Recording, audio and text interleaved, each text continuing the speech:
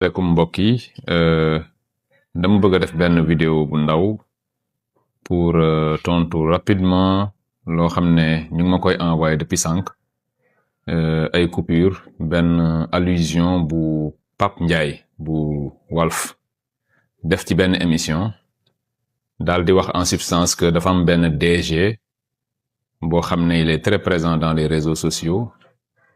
boo xam ne aussi boo ko dégloo daal dafa mel ni DG boobu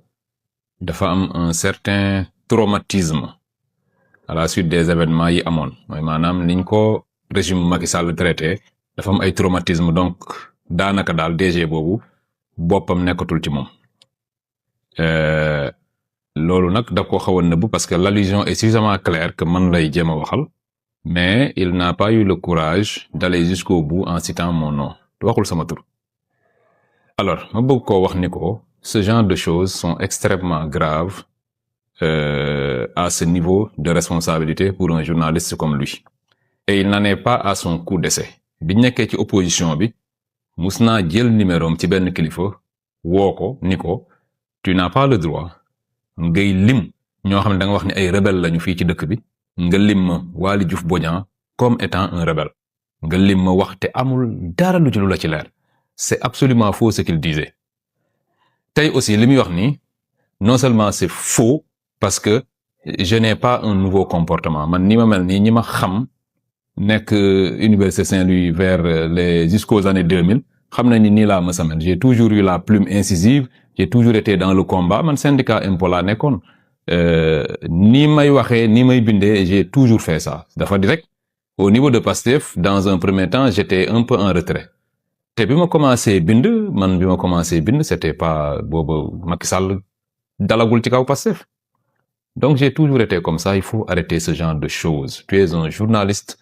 il faut vérifier tes sources da ngay wax loo xam ne moo am